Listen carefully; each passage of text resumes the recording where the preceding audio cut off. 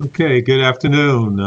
By my clock on my computer, it's 1:00 p.m. here in Fredericksburg, so hopefully it's 1:00 in Petersburg, and I can thereby call to order the first meeting of the Institutional Advancement Committee for this academic year. Before we do the roll call, I'm going to take the liberty of welcoming two of our new Board of Visitors members who are committee members. Dr. Darden, welcome to the committee. Welcome. Thank you very much. Thank you. We look forward to working with you. And Ms. Gordon, I think she's here too. Yvonne Gordon as well. Welcome to the Institutional Advancement Committee. We know that you both will serve us well. This is my first meeting, so bear with me as I go through this. As I always say, I use it as an excuse. I'm on too many boards, so I'm never sure what goes on in which board. So if I make any mistakes, please point them out to me, and I'll blame it on being on too many boards. Okay. The roll call. Dr. Reg, will you please do the roll call for us? Yes. Good afternoon, everyone. Afternoon. Good afternoon. Mr. Xavier Richardson. Present. Dr. Valerie Brown. Present. Ms. Thursa Crittenden. Thursa, unlike I you. saw her. Okay. Ms. Pam Curry. Hello. Dr. Christine Darden. Present. Ms. Siobhan Gordon.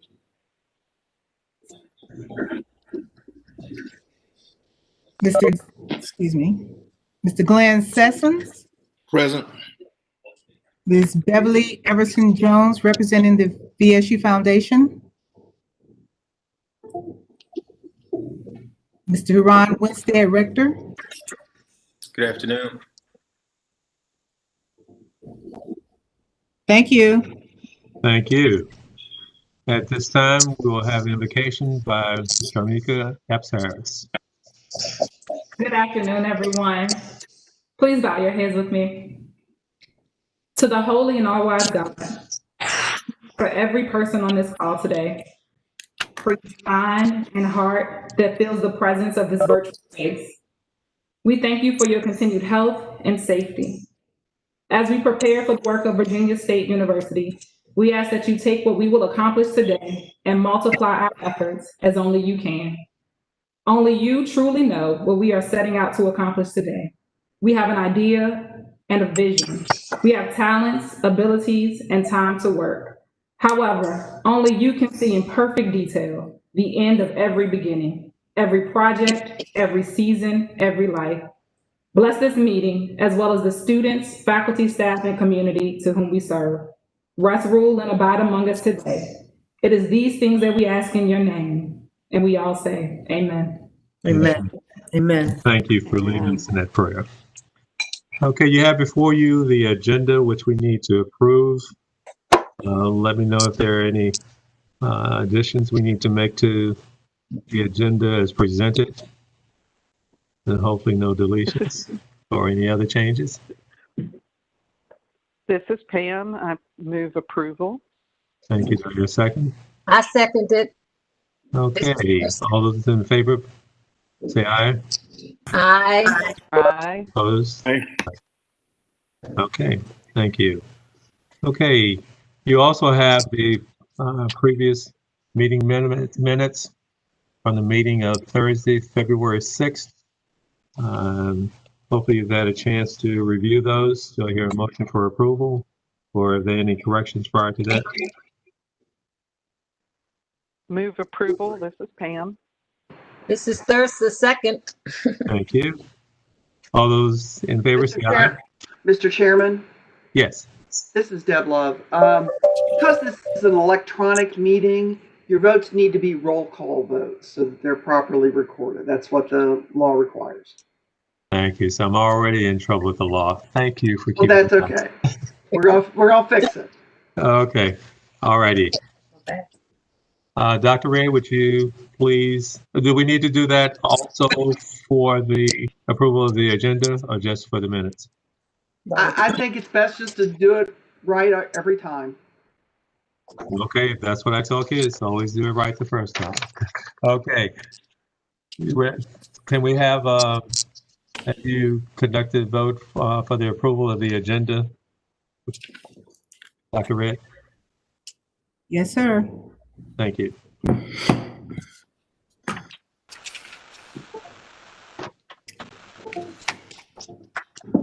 And forgive me, I will go by alphabetical order, just to make sure. Dr. Valerie Brown, Yes. Ms. Thursa Crittenden, Yes. Ms. Pamela Curry, Yes. Dr. Christine Darden, Yes. Ms. Siobhan Gordon, Yes. Xavier Richardson, Yes. Mr. Glenn Sessoms. Yes. Thank you. Thank you. Now we need to do the approval of the previous minutes. February 6th, if you can conduct a roll call on that as well.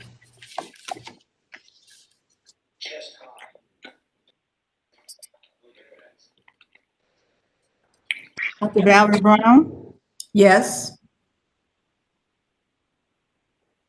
Ms. Thursa Crittenden, Yes. Ms. Pam Curry, Yes. Dr. Christine Darden, Yes. Mr. Xavier Richardson, Yes.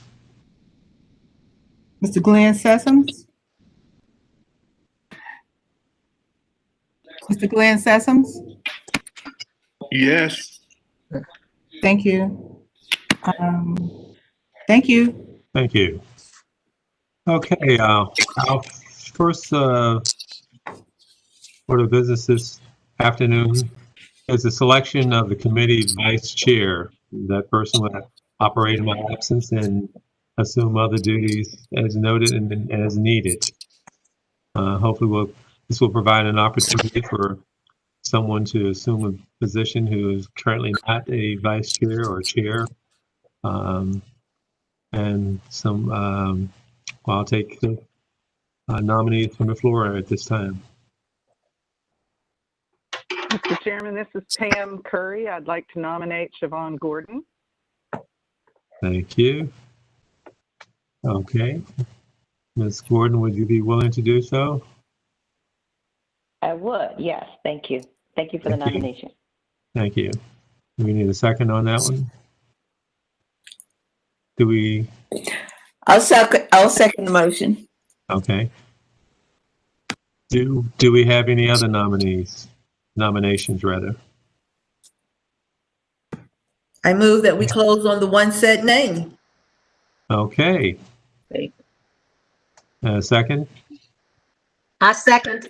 Thursa. Okay. All those in favor of Siobhan Gordon serving as the committee vice chair, say aye. Oh, no, we need to do the vote. Roll call. Just see if you're paying attention. Roll call for the vote. Okay. First duty of the vice chair. Okay. Make sure I do all Are the we ready? roll calls. Okay. Yes.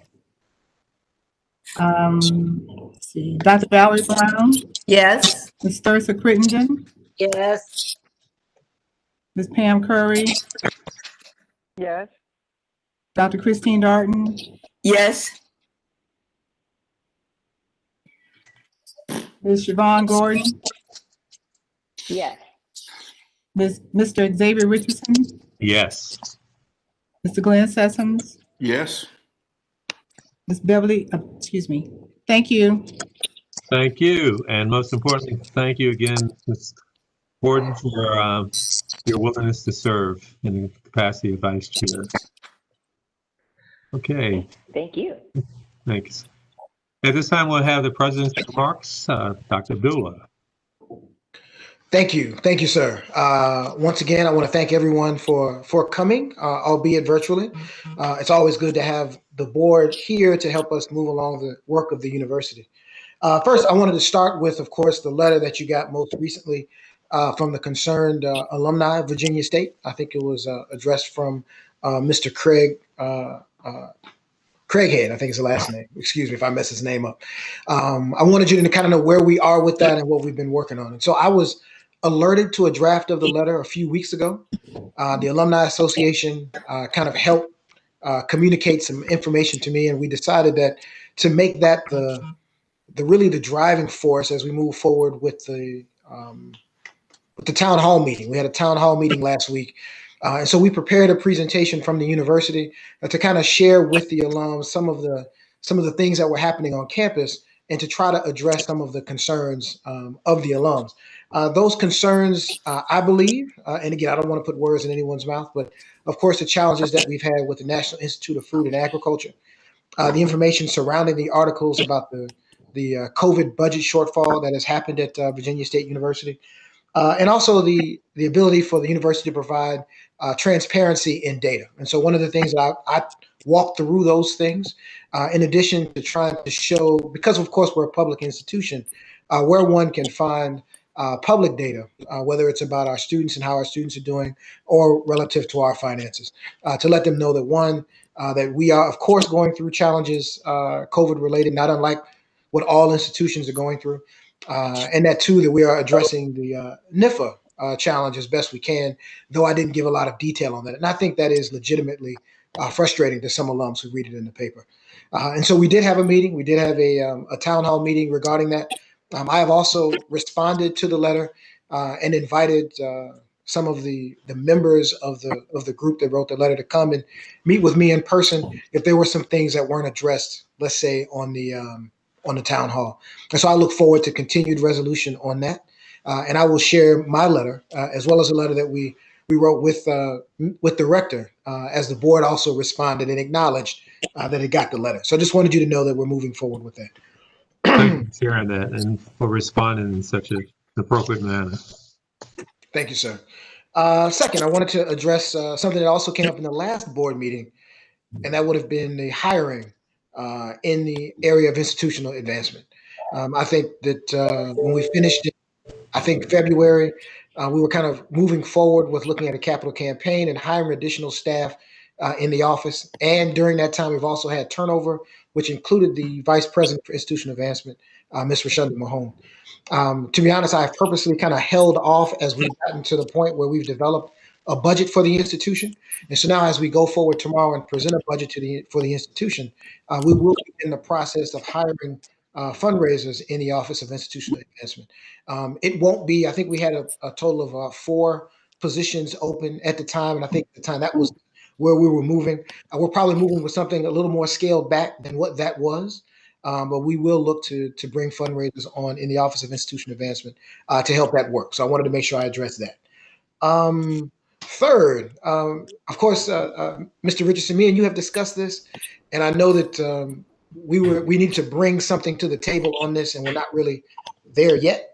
And that is the changing the building names. So we got a couple of buildings at Virginia State University that we believe it's probably in our best interest to look to change the names and to highlight some individuals from our past that have played a critical role at Virginia State University. We are looking to submit a formal proposal by November to do that. And so we will have a formal proposal to come in front of this committee to make a recommendation on building names. But unfortunately, we don't have it today. And so I wanted to apologize for not having that ready for you, Mr. Richardson. No, you don't have to apologize. In light of all that has gone on, no apologies are necessary. Thank you, sir. I appreciate it. And since you've given me a segue, my fourth point is for all of the things that are going on. And so as we've been moving forward with the institution, of course, we've had 2 major things to happen in the world that have had an impact, I believe, in some way or another on institutional advancement. One of them, of course, is COVID-19. And in the early stages of COVID-19, what we saw, which is a lot of philanthropic organizations saw, was kind of a reduction in giving. But then we also have seen the civil unrest in this country and the call for social justice. And that has caused a spike, if you will, in fundraising for particular organizations. And Virginia State, to be honest, is one of those organizations. And so as I looked through, and I wanted to kind of go through all of the different ways that we bring additional revenue into the institution, all of our advancement efforts, and kind of talk about what I see as growth areas and what I see as areas, if you will, of concern. Again, philanthropic fundraising, I see that as a growth area in this particular time frame because, again, we're one of the institutions that has always been premier social justice. I think when you look at federal government relations and money from the feds, when you look at the candidates continually talking about HBCUs and keeping that at the forefront of their conversation, I believe that is an extreme growth area, whether we're talking about research dollars for health disparities, or we're looking at increase in the Pell Grant, or we're looking at other money, stimulus money for HBCUs. I think that's an area of growth.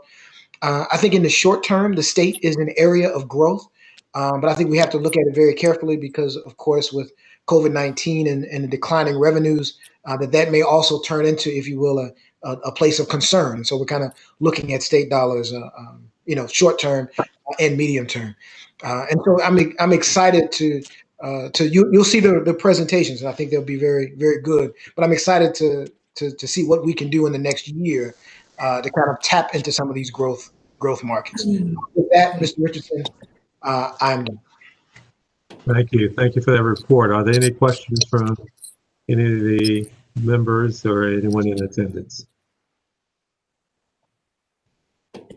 Well, we look forward to those opportunities, particularly as it relates to funding and whatever role that this committee can do and the staff. We look forward to whether it be grants, identifying grants, or introducing you to persons in the community who have access to some of these resources. But I always say in all things give thanks, and the thanks that we're given here is the great opportunities that we think that Virginia State University will be afforded.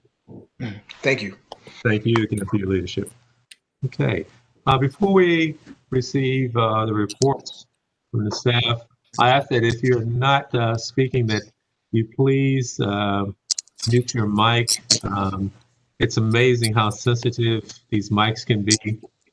Sometimes I know if I just lift up a piece of paper when I'm talking to my staff, it creates a loud sound. So although you may not be making any sounds, even the least physical movement can create it. So if everyone can mute their mics, that just when you're not speaking, I greatly appreciate it. And we'll jump up and down if we need to ask you to take it off. Okay, Thursday, you have yours. I'm coming. Thank you. You can leave your beautiful picture. We just need the mic. Okay. Our first report will be coming from Dr. Omar Faison, Associate VP of Research, Economic Development, and Graduate Studies, and he will be presenting a report on our sponsored programs, which is part of your diligent board package. Dr. Faison. Good afternoon, everyone. Good afternoon. Hubie, are you, there we go. Okay, cool. All right, so what, again, I'll be discussing is briefly our sponsored programs activity over the past fiscal year. And for those who may not be aware, what I'm going to be specifically referring to with respect to sponsored programs activity is basically grant-related activity. So if we can move to the next slide, please.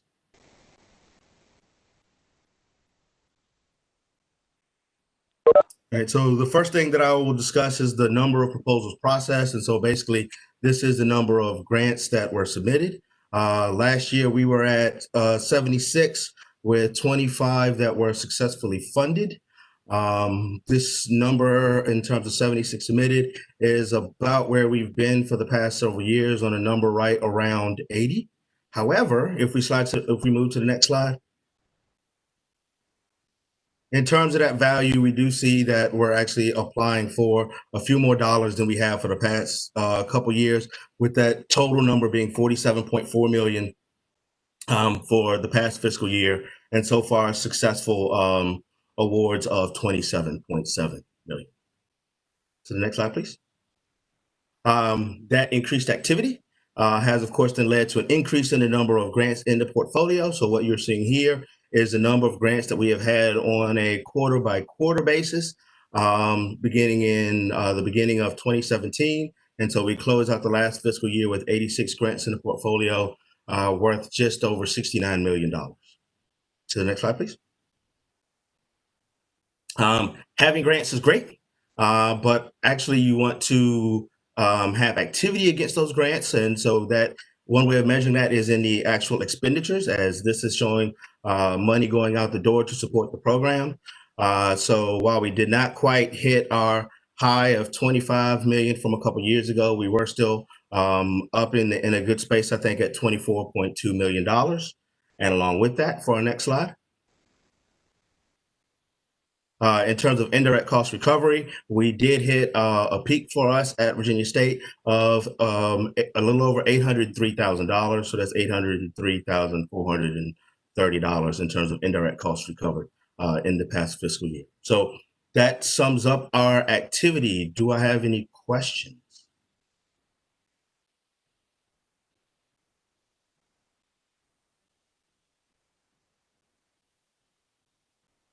Any questions for Dr. Faison? If not, thank you for that thorough report. We appreciate it. Have a good afternoon. You too. Thank you. Okay. Next report is our government relations update. You know, there's a lot of great things happening out there, and Mr. Eldon Burton will present that report.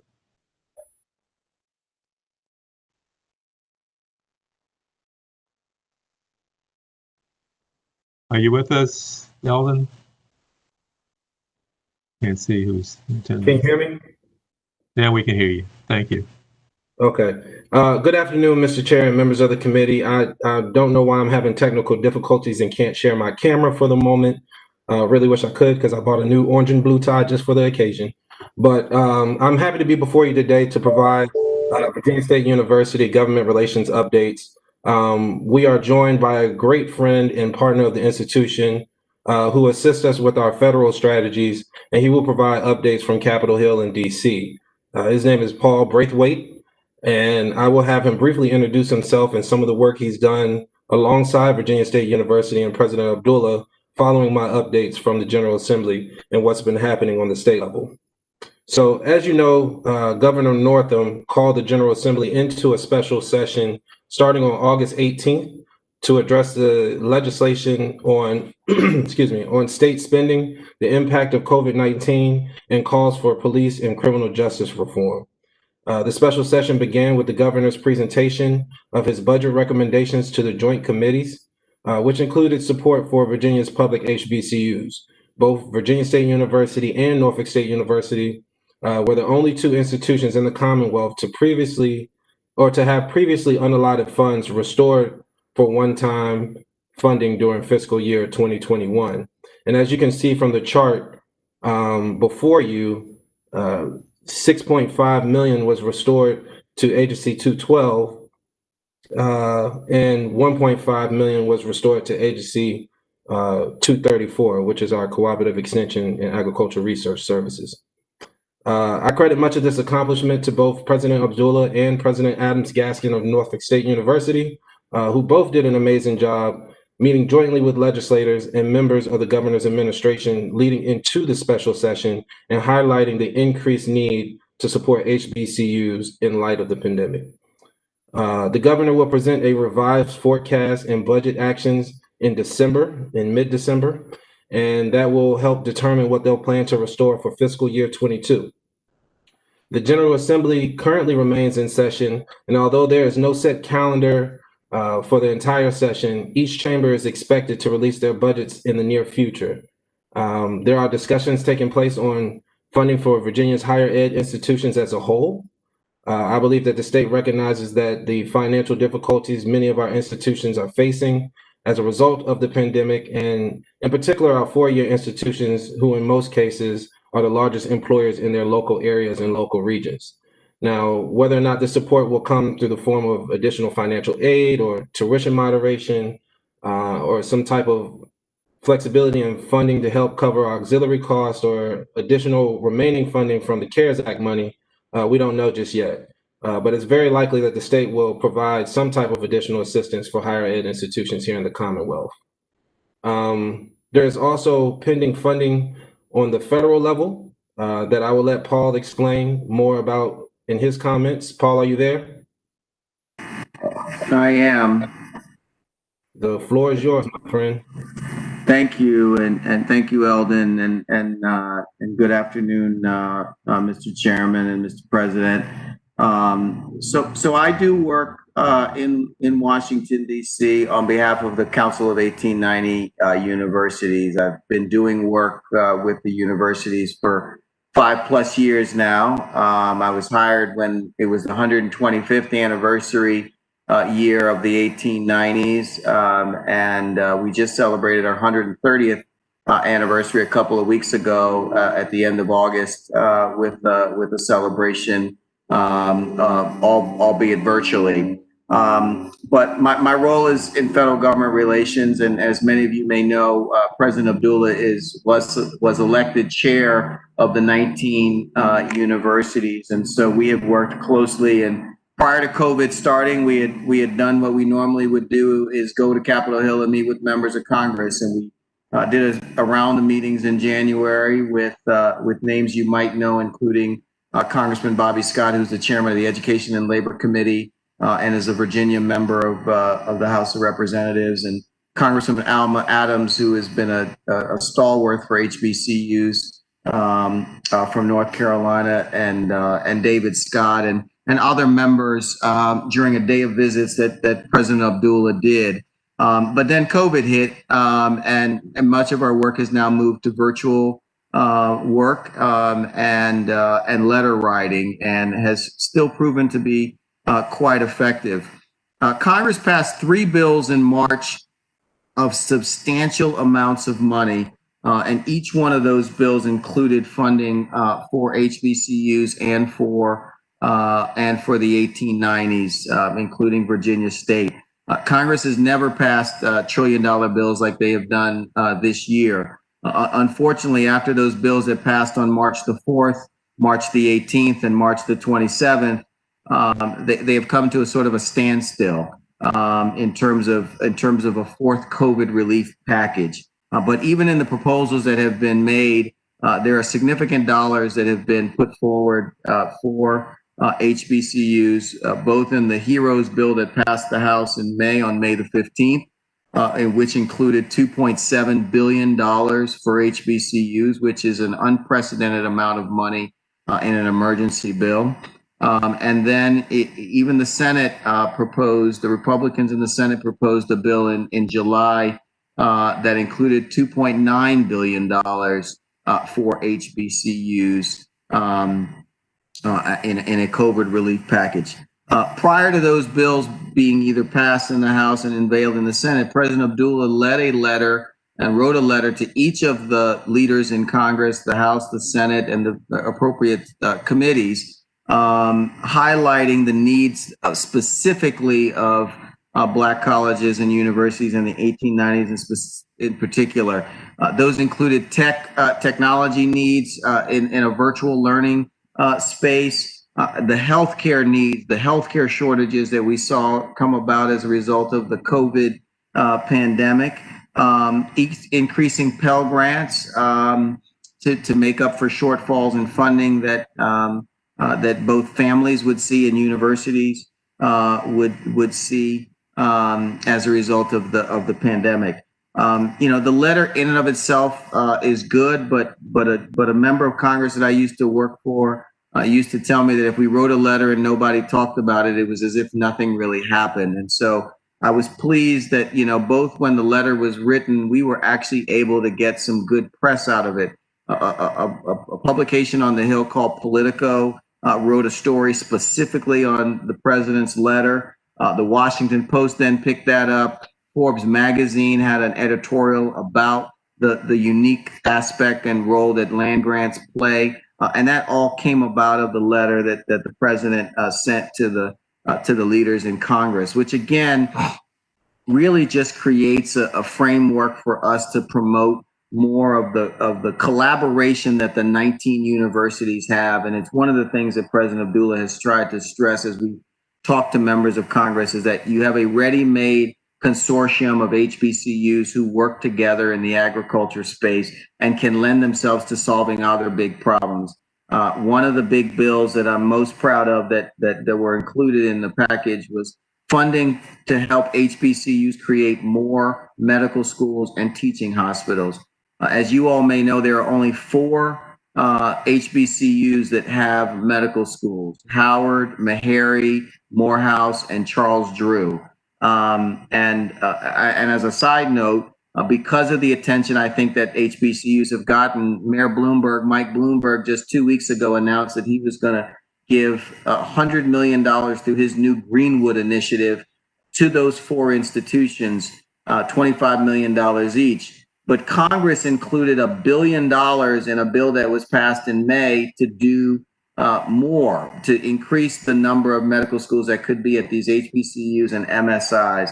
And shortly thereafter, after some work that President Abdullah did with Senator Kaine, who also called and noted about the letter that the president wrote to members of Congress, he introduced a Senate version of that called the Advancing Medical Education Act, which again would increase medical schools and would allocate $1 billion. And so I actually spent this morning talking to a couple of offices about this, and it's the work that I do. Again, our House engagement with members of the House, both inside your delegation and outside of the Virginia delegation, has been very good. For our 130th anniversary that I just mentioned, we had a number of members of Congress tape video messages touting the importance of 1890s. And I also like to say it was a diverse group of members of Congress: Democrats, Republicans, white members, and African American members who took time to participate in our webinar.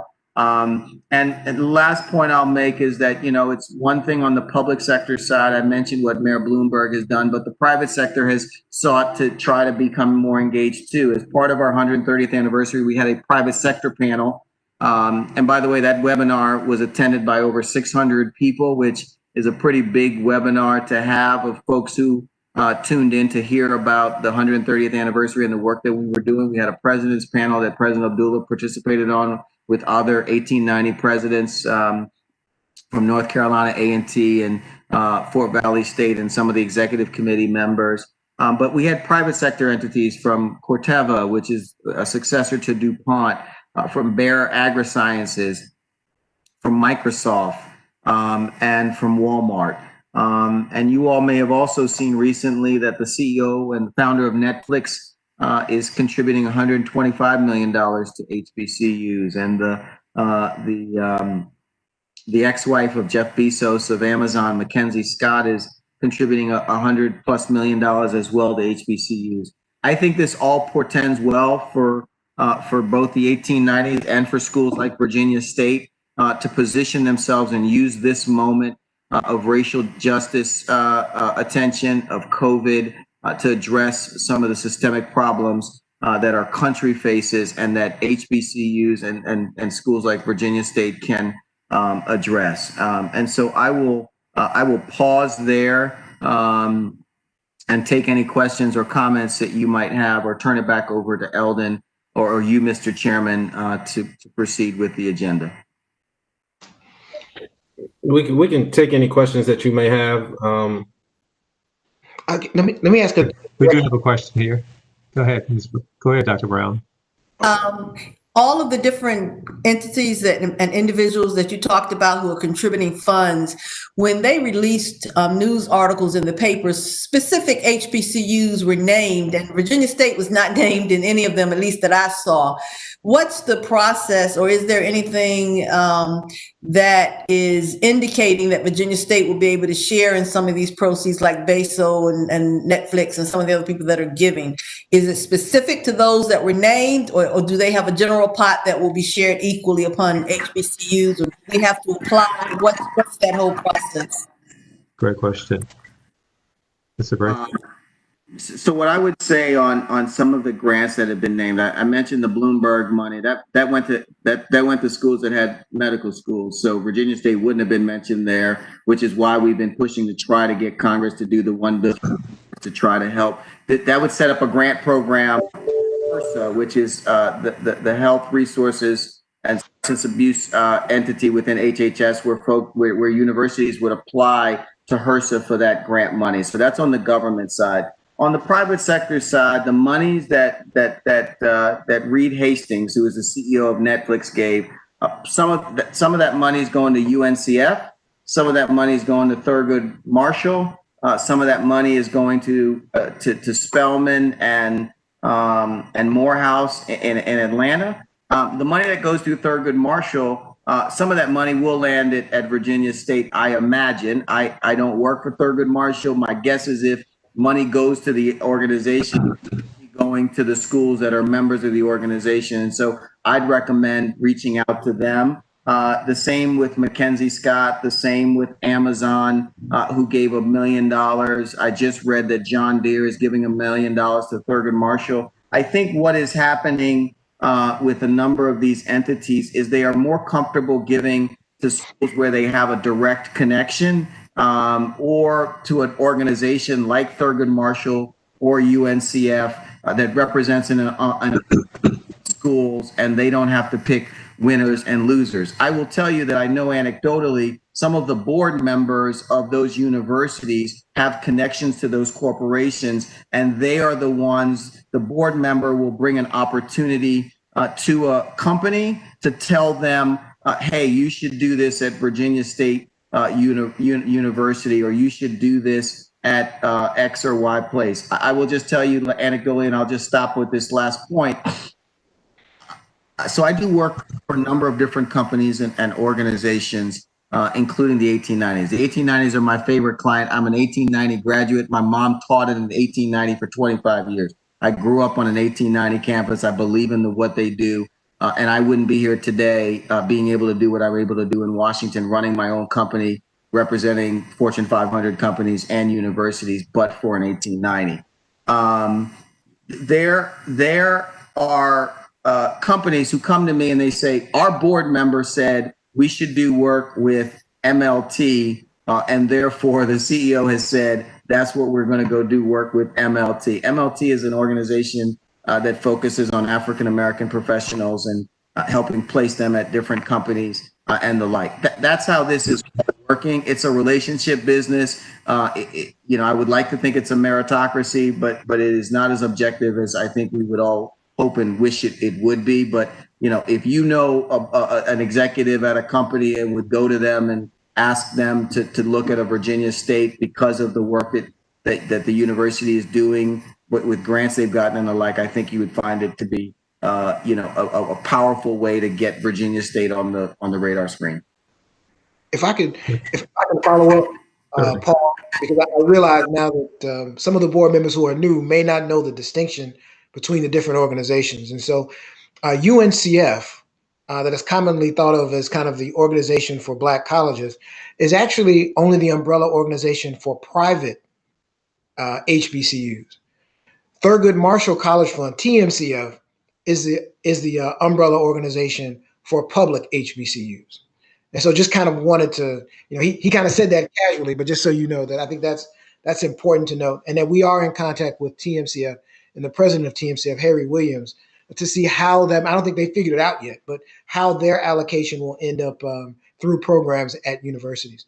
Paul, let me ask you this question, because the federal stimulus bill that did not get passed, do you anticipate that a stimulus bill at some point will get passed?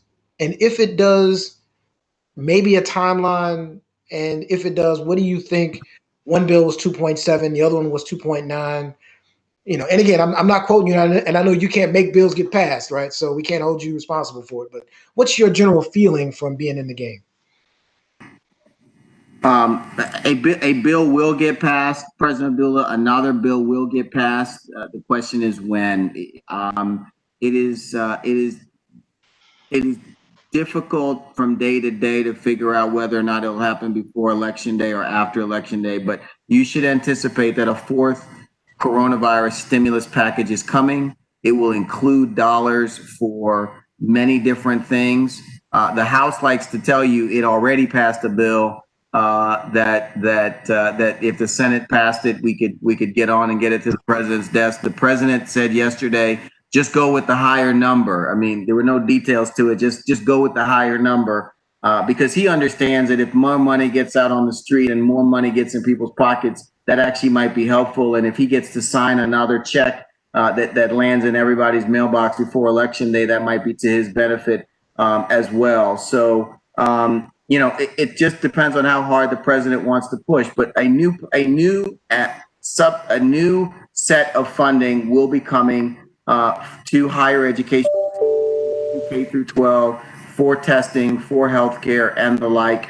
If it doesn't happen before Election Day and there's a change in administration, you can anticipate a very large package in January with a new administration and a new Congress being pushed that might be even bigger than anything that has been done to date. I think we're at a very precarious point now where, depending on what happens with the virus in the fall and into the winter, we could be looking at a very, very dire situation come January. But the short answer is more money's coming. I wish I could tell you the date, but it will include resources for higher ed and for institutions like Virginia State. Thank you, sir. Thank you. Wasn't that true that the first round of money that went to Hampton, Howard, I think Fisk and Union, was that directed to private institutions, or just coincidental that they were all private institutions? I know the first round of funds that I saw come out, but I didn't know if that had any relevance or not, if they're at a disadvantage as a public institution or not. Are you talking about federal government No, funding? not federal, no, those is from the individuals. The first round of funds that went to those four institutions, they were all private institutions, but I know it's all based on the desires of the donor. But are we operating at any disadvantage because people perceive public institutions as insufficiently funded? Yeah, I mean, I think there might be some of that folks look at you as having government having a government funding. You got a line coming from the federal government. You got a line item coming from state governments as well. But some public institutions are getting funding, and building up their internal structures at their universities. I mean, some institutional advancement offices are huge at some of these schools that you just mentioned, where you've got someone who's going after individual donors, you have someone who's doing foundation money, you have someone who's doing grant money from companies and organizations. And so some of this is just also having someone whose job it is to get up every day and figure out who's giving out money and how do we, just like the presentation before us, talked about the grants that were applied for. If it's someone's job who gets up every day and is looking at this, you'll probably see a return on investment. But you got to decide: do I want to put money in there, or do I want to put more faculty in place? And it's a catch 22 in terms of how you prioritize and when you prioritize. But my guess is when you're looking at the schools that you just mentioned who are getting the funding, it's probably somebody working it every day and saying, President Abdullah, you need to call this person. Chairman Richardson, you need to call this person. Ms. Curry, you're in this state and we got a grant into, Macy's or Target or whatever in Minnesota, whatever it might be. That's what's happening, and I think that's why those folks are seeing some results. But it takes some time and effort and infrastructure to make that happen. Right. I live, breathe, and work in that environment, so I appreciate you sharing that perspective as well. And I think that we're moving in that direction by engaging in a relationship with you, and hopefully you will hopefully expose us to some of those sources. And I think that letter, that magical letter that Dr. Abdullah wrote, that seemed to have been so well received and circulated throughout, is helping to put us on the map, and hopefully we'll get some money from that for that paper too, that letter that you've written.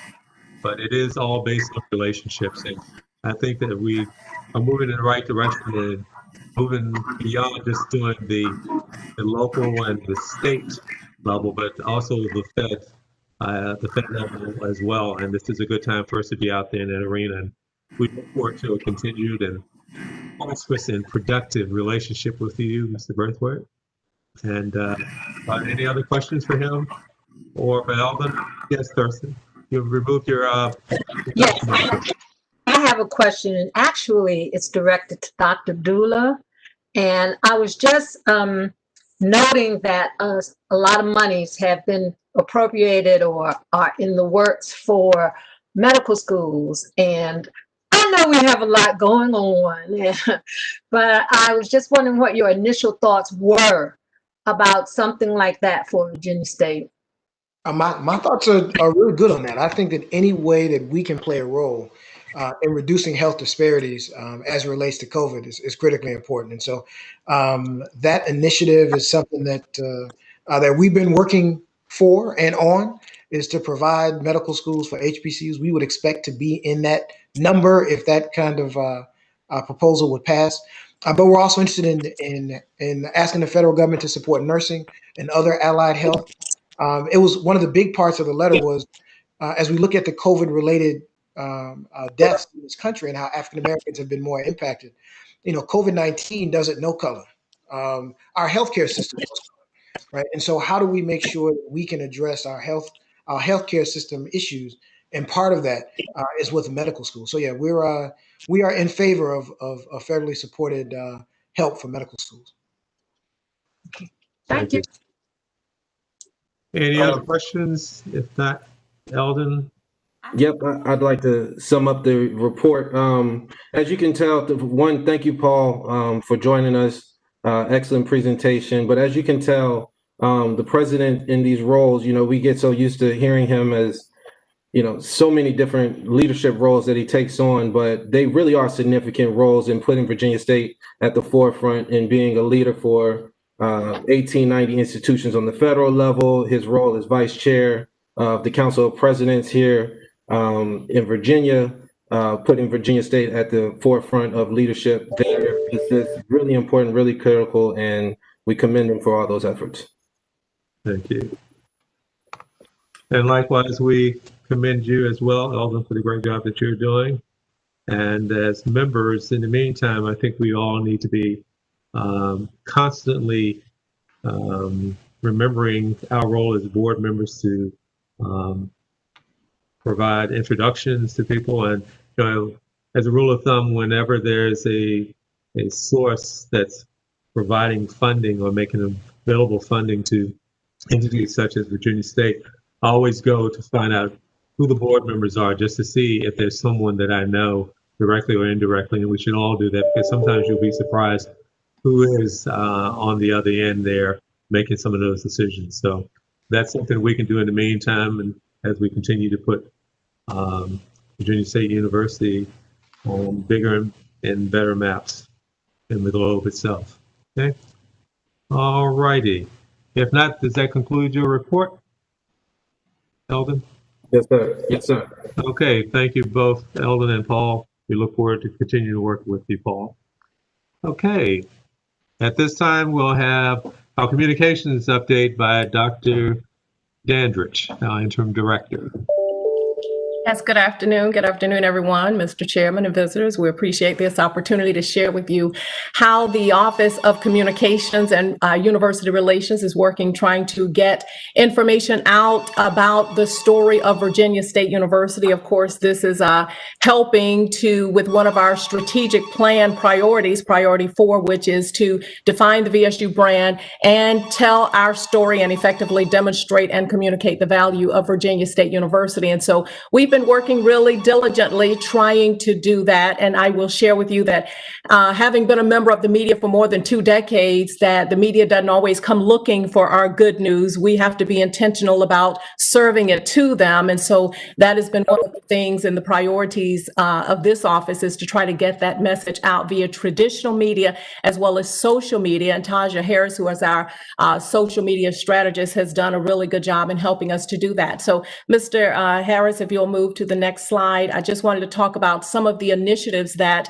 has netted some very good, positive media interactions for Virginia State University. And starting with this event that was held just this past Friday, I know Visitor Curry mentioned this in the earlier committee meeting, and this was the VSU Regional Policing Task Force, which was held at Virginia State. The first meeting was held at Virginia State last Friday, and you can see from the pictures there, we had local law enforcement officials, state legislators. That's State Senator Joe Morrissey in the first picture talking to Dr. Abdullah, as well as university officials. And the primary goal of this was to show that we are a part of the social justice initiative. And so this was an initiative that was started by Professor Zoe Spencer. You can see her there in that last picture. And I think that she may talk a little more about this tomorrow. But this netted some very good media interactions. In fact,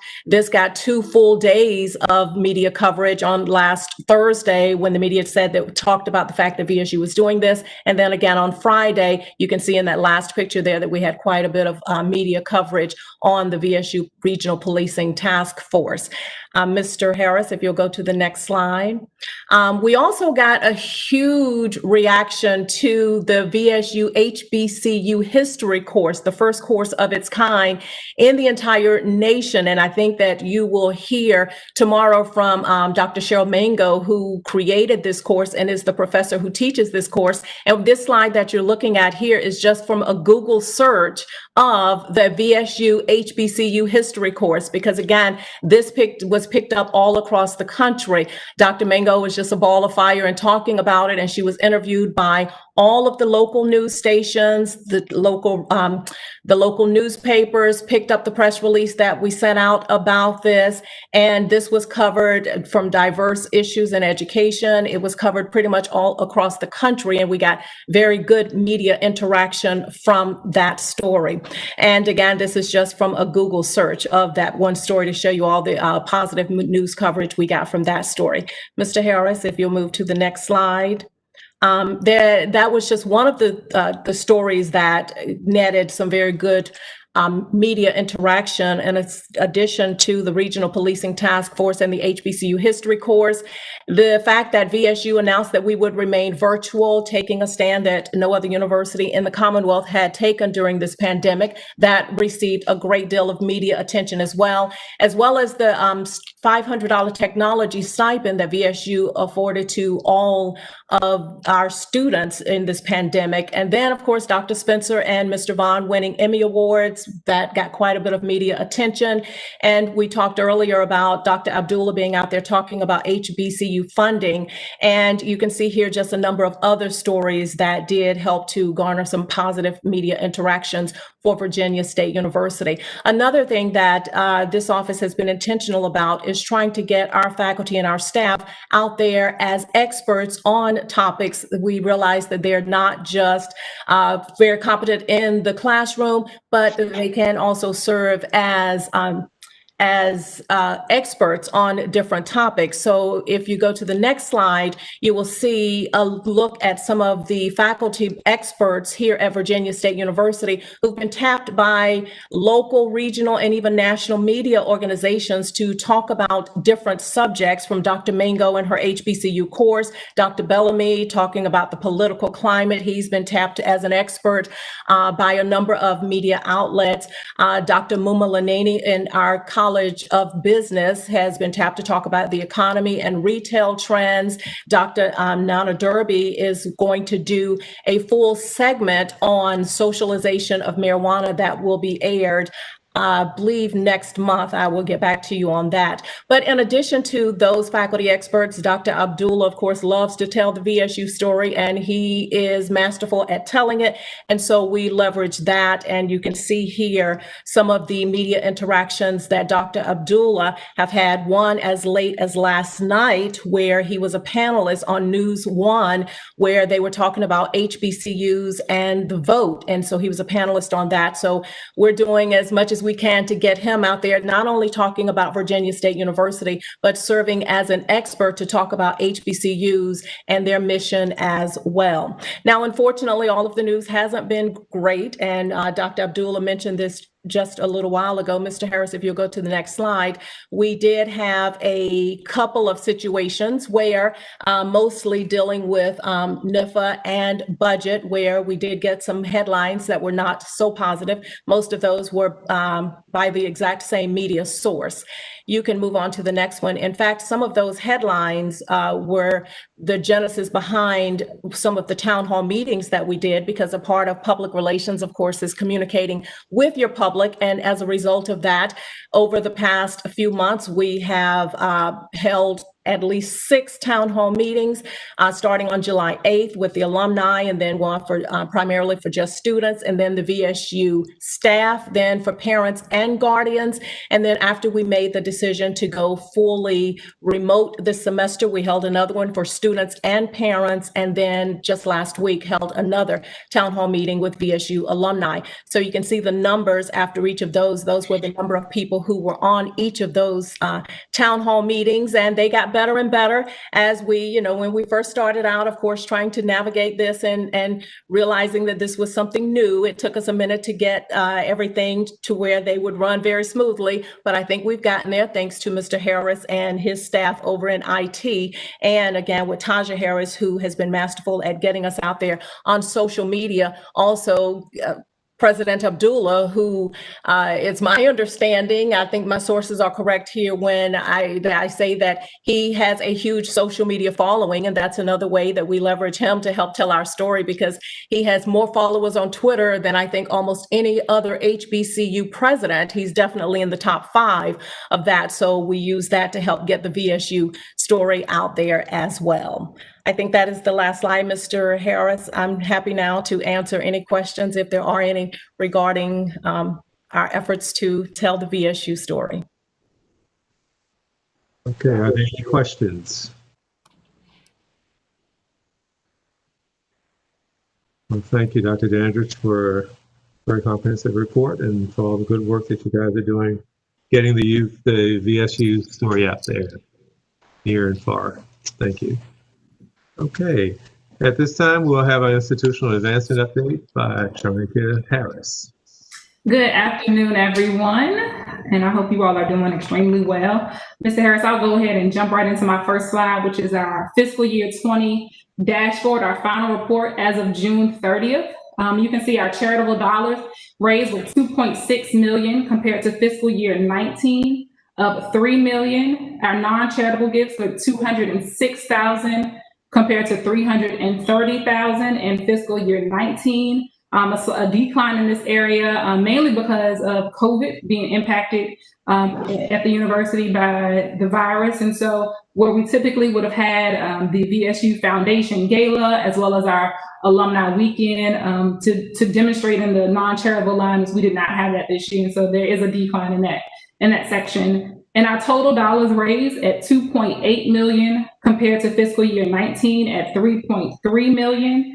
And then our total dollars at 2,395 donors for fiscal year 20, and looking at fiscal year 19 at 2,338 donors. And so an increase in our total donors, however, our total dollars, a slight decrease in our philanthropy. If you look at our constituency groups, alumni and alumni association, 1.1 million compared to 1.3 million in fiscal year 19. However, our donors increased. And so at 1,778 donors in our alumni association line compared to fiscal year 19 at 1,687 donors. Faculty and staff, 106,000 compared to fiscal year 19 at 91,000. So we appreciate, of course, the faculty and staff support in giving back to the institution. The donor count remained the same at about 109. And then our corporations, foundations, and organizations at 1.2 million.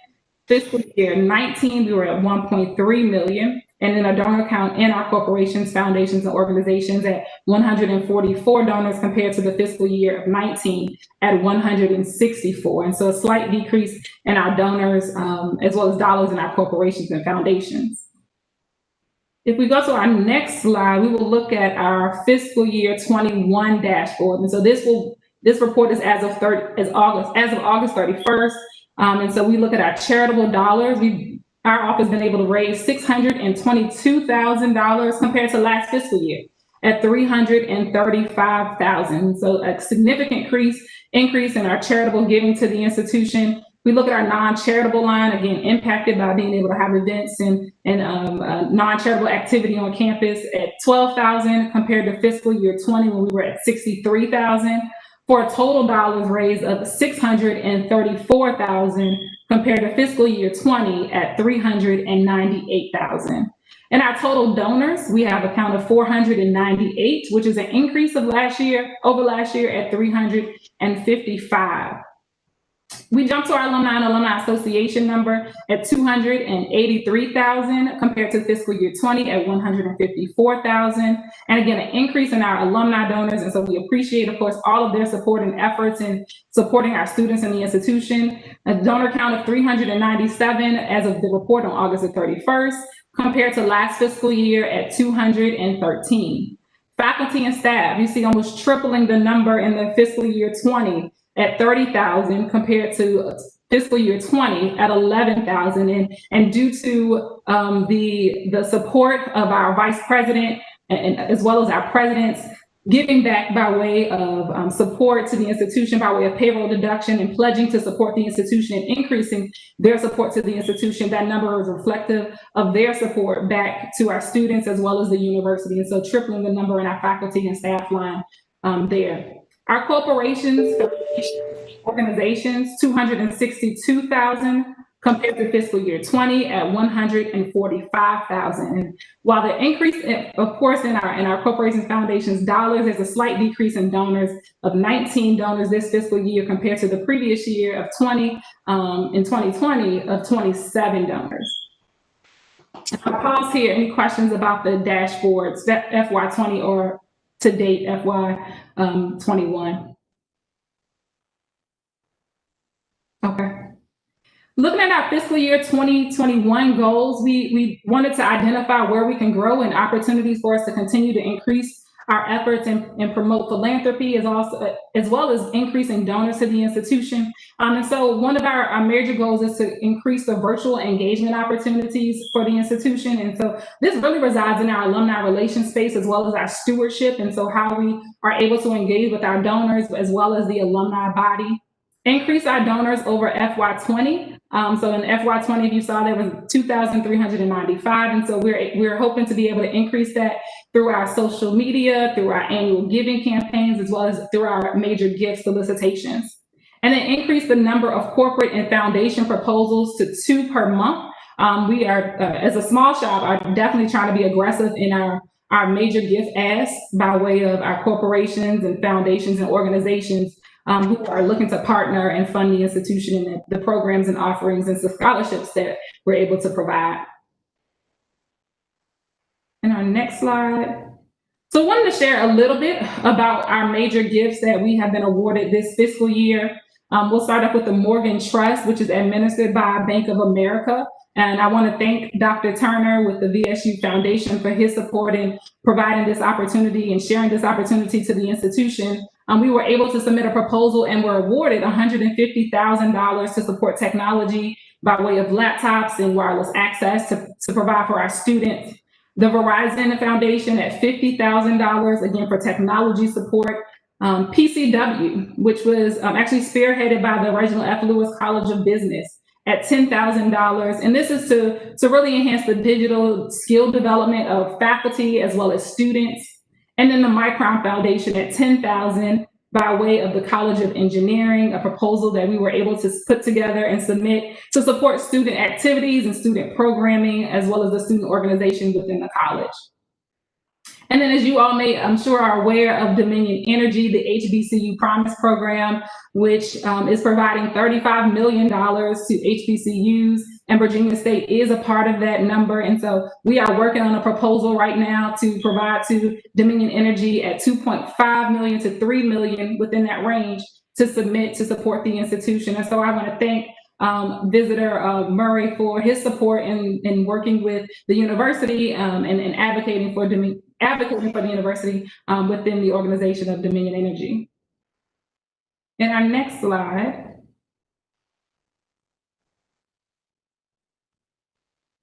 a little bit about, again, some pipeline and pending some proposals that we are working on, again, being very aggressive in our attempt to bring major gifts to the institution. So this shows a little of our pipeline and pending proposals that we're working on, but also that have already been submitted.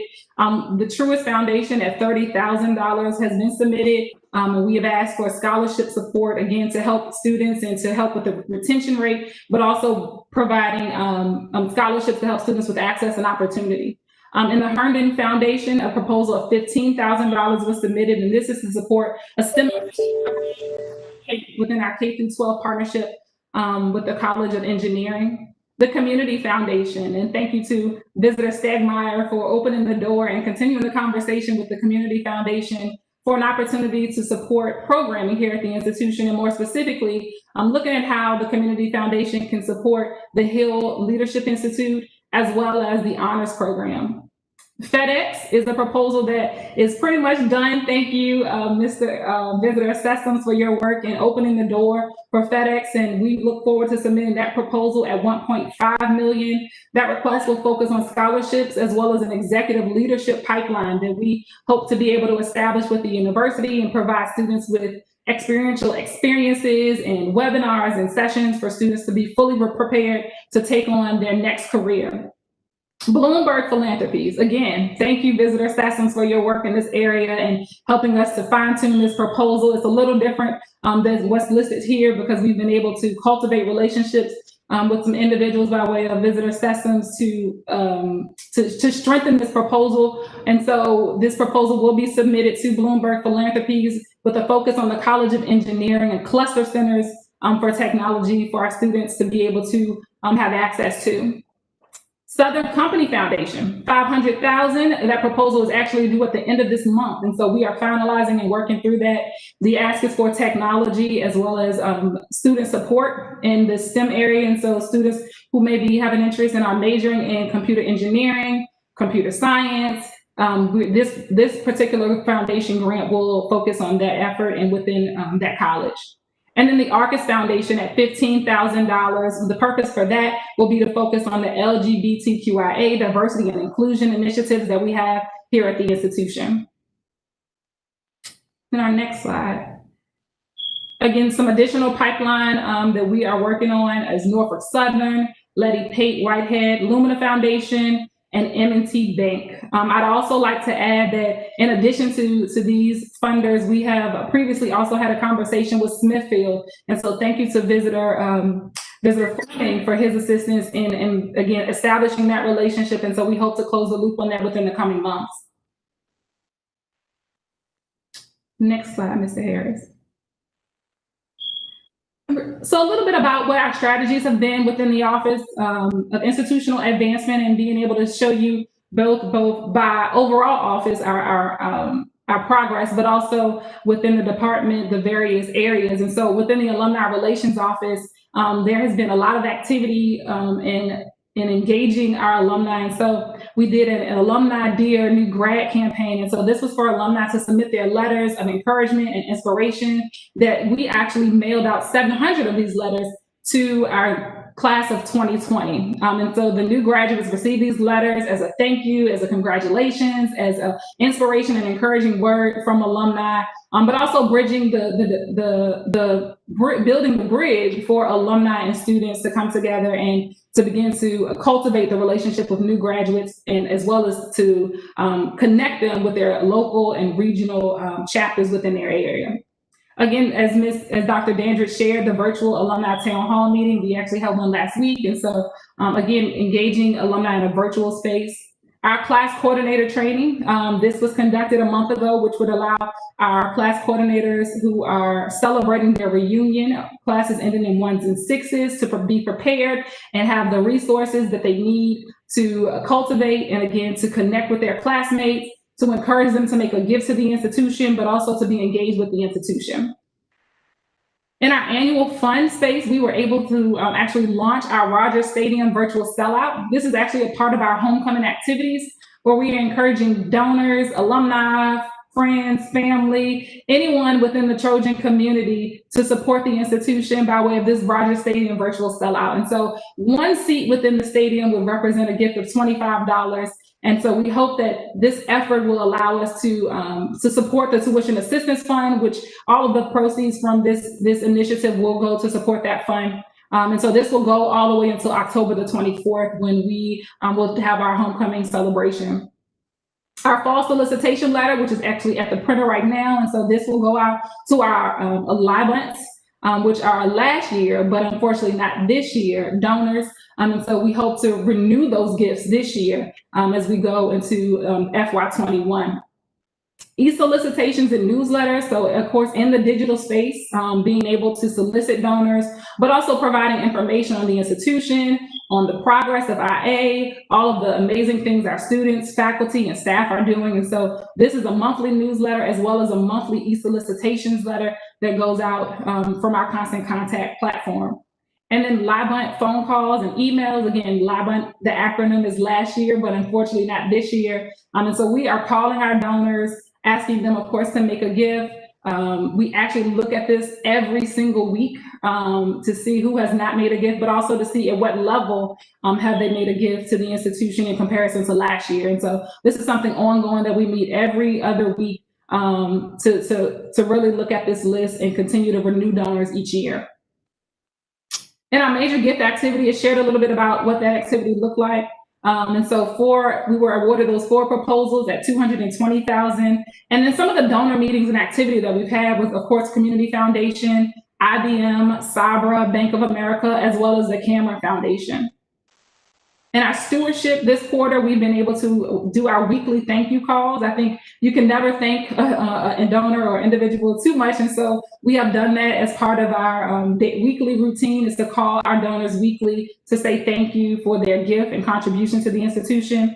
And then looking at, again, stewardship opportunities for our donors of $10,000 or more and giving them a small token of appreciation from our office and from the institution. Next slide, Mr. Harris. In our second quarter strategies, just sharing some of what we're planning to do. Of course, the virtual homecoming, which is October the 23rd and 24th. And so I'll share a little bit about what those events entail on our last slide. The Trojan 10 Under 10, this is a recognition program where we recognize graduates within the last 10, who graduated from Virginia State within the last 10 years. And so really providing an opportunity to recognize them for their contributions within their major, within their field and their career, but also because of their connection and support of the institution. And then our class reunion giving. This is actually an annual piece that Alumni Relations does every single year. And so we'll be working with our class coordinators to send out solicitations to their classmates and to encourage them to give. The annual fund, again, continuing with our annual Rogers Stadium sellout, which will conclude on October the 24th, our e-solicitations and newsletters, our LIBUNT phone calls. However, in Q2, we'll be looking at Giving Tuesday, which is a national day of giving for nonprofits. And this day is on December the 1st, and we will participate in that as we have in the previous years. Our major gift space will, of course, continue our proposals. Again, we're looking at 2 every month. Sometimes we've done more than that. And so we'll continue that work in that area. And then we'll also have a plan for a donor visit, which we hope to be able to have. We may turn it to a virtual visit, but the president will have a second meeting with the CEO and president at Lux Company, Mr. Charlie Luck. And so we look forward to welcoming him either in a virtual space or here at the institution. And then stewardship, continuing our thank you calls, looking at our holiday greetings, and then of course the annual report. And then I think it's one more slide. Yes, last slide. again, talking about our homecoming events, the virtual alumni homecoming, we received a lot of individuals who were looking for an opportunity to come together, to really just have fellowship with each other, even in a virtual space. In no way are we attempting to replace an in-person homecoming. However, we did want to provide this opportunity and to really provide an engagement opportunity for our alumni. So on October the 23rd and the 24th, we'll be hosting a paint and sip. So if you enjoy that, please look for, we hope you join us.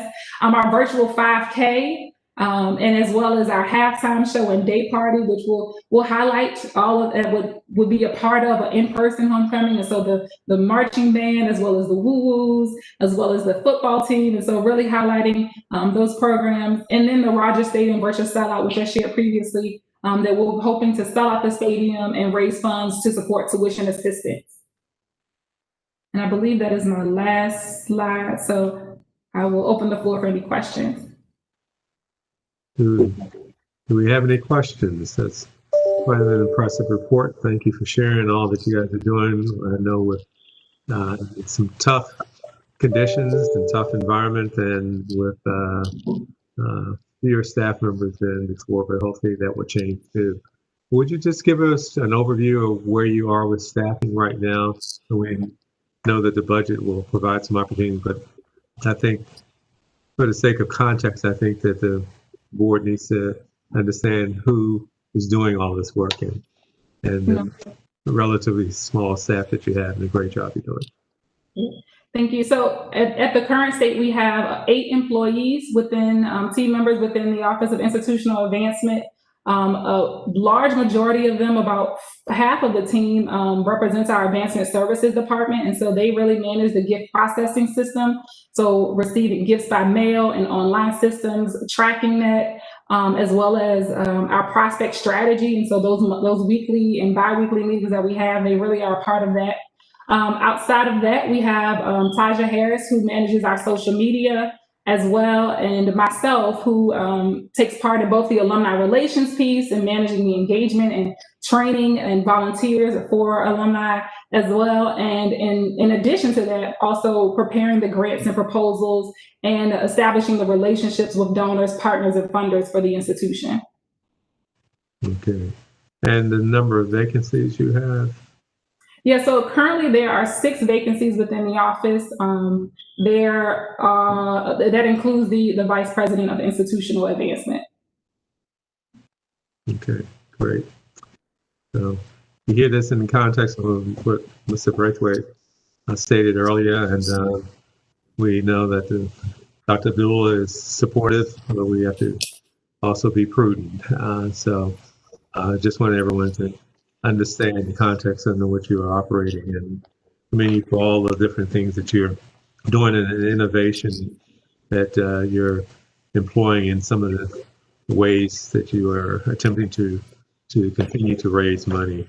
Are there any questions or any other comments from anyone from the board? A quick comment. Yes. Okay. I think we can you speak up a little bit? I can't quite hear you. I'll just try to talk louder. Is that okay? I just had a question for Ms. Epps. That was an outstanding presentation. Thank you. I am newer, so apologies if this question is repeat. I noticed that the amount of donors went up, but the dollar amount went down. And so I was curious if there's an opportunity to also establish like a donation goal where we try to start people at a higher number as we think about donations, so that in addition to getting more donors, we're also getting more money. Yes, great question. Thank you for that. So part of what we do is kind of, again, focus on the donors and the dollars, but also the move management of our donors. And so while a donor may be at a certain level, our goal is to move them up incrementally to increase their philanthropy to the institution. So that is definitely part of our strategies in increasing both dollars and donors. Great. Thank you. You're welcome. Any other questions or comments?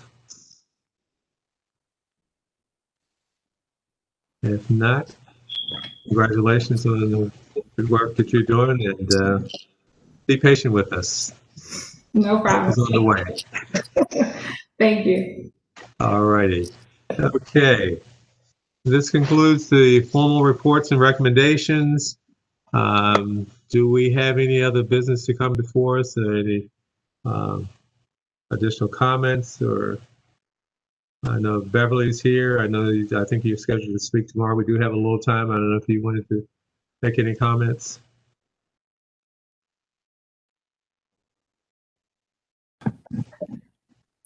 I have one question. Yes, Dr. Brown. Or a comment, I guess. We do statistics on the alumni and everybody else, but I guess here's a question. I think I ask it every year about the board. I know there's no requirement that mandates that the board members have to give any specific amount or give at all.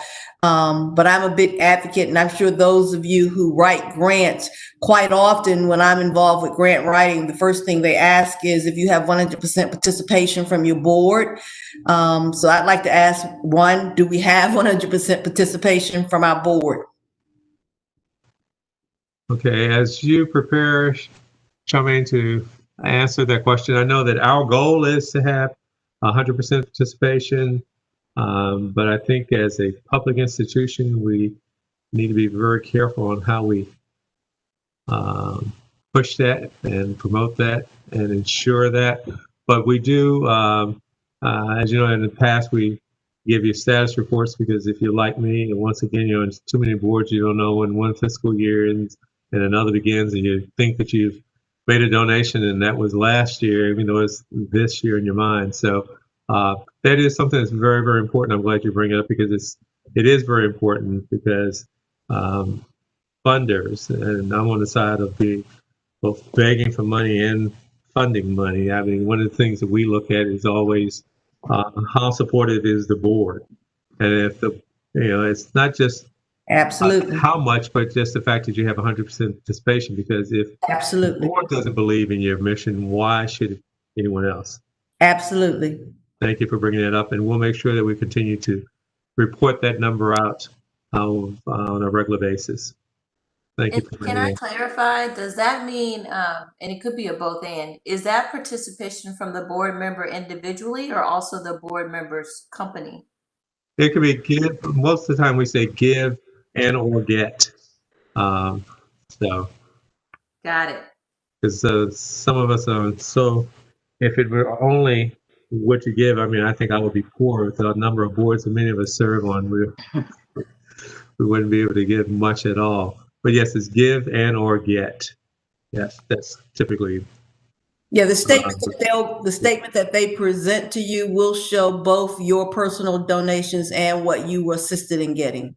Exactly. Thank you for that clarification too. Yeah. Visitor Richardson, this is Beverly Everson Jones. Thanks for acknowledging me. Sorry for being a little late to the meeting. Greetings to all of you who are on the call.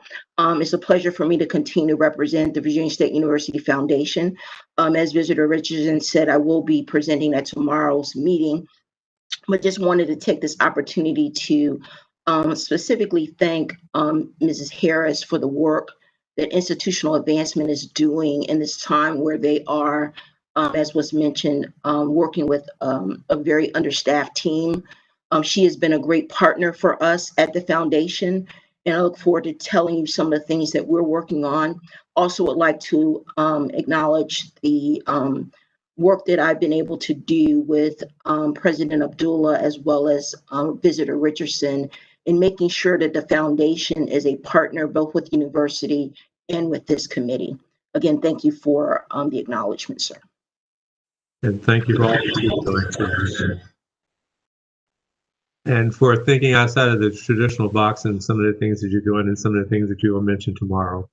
We appreciate the support of the foundation board members, and particularly you as the leader of that body. Thank you. Okay. Any other comments? Questions? I'm sorry. I'm being very talkative today. I have please. Money talks. Go ahead. Especially since Beverly is on the call now with the foundation. I know we have a lot of, I say we do. I don't know if we do or not. This is the question.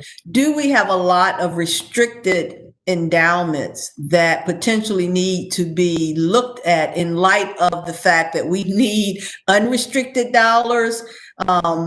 Do we have a lot of those? Is there a process in place to go back to those donors or try and connect with them to see if they will unrestrict or some kind of way release funds so that they can come over to the unrestricted side? Yes. So a couple of years ago, we did a major project to go through and ask donors to soften some of the requirements that were very restrictive. And so we got a lot of great response from that. And just recently, I spoke to Dr. Turner about going back and looking at that again, given the current circumstances that we're in. That process hasn't started yet, but we do expect it to start soon. And we'll start with some areas where we've not been able to award scholarships because of the restrictions and sort of work our way down. So thank you for that question. Great question. And typically, we always want to have as little restrictions as possible, but we also recognize the fact that it's the donor's money, and just like when it's our turn to give, we want to have some input in it. So the concession is to make sure that when we create restricted funds, that we are as flexible and provide some flexibility in it, because we don't want to make it so rigid that within a certain period of time, we may not be able to make use of those funds, or it may not be the best use of it. But unrestricted is always the preferred. But if you can't get it that way, we will take it with the restrictions and be as flexible as possible. Great question. Anyone else? Or do y'all want to give me the award for chairing the shortest meeting? And okay, I see that. I would just like to thank you, and by way of Dr. Red and team, for having a very fluid, a very successful meeting. We did very well. We didn't have very many interruptions. We didn't have, technical problems. So this is a good thing. I think we're learning how to do this virtual thing very well. Thank you for the compliment, but all of that does belong to Dr. Red and the staff of institutional advancement and everyone. Plus, it's the latter part of the day. If we can't learn by now, we're pretty weak. No. But no, this has been a good, productive meeting, and we look forward to many more. And as we need to commend and continue to encourage the staff, because they are doing a phenomenal job in spite of the challenges, and we understand why they are, and it's not a criticism of the administration at all. I think everything's been done properly, and we look forward to enhancing the availability of resources, and we're going to do some really great things so that we'll be on the top 10 or 15 list for the number of percentage of alumni giving and the average gift per alum. We're going to set some ambitious and bodacious goals going forward, but with your support, we know we will be successful. If there are no other questions, I will take a motion for adjournment. So moved. Do I hear a second? So adjourned. See you tomorrow. Bye. Thank you all. Thank you, Mr. Richardson. Thank you. Thanks. Thank you, Mr. Chair.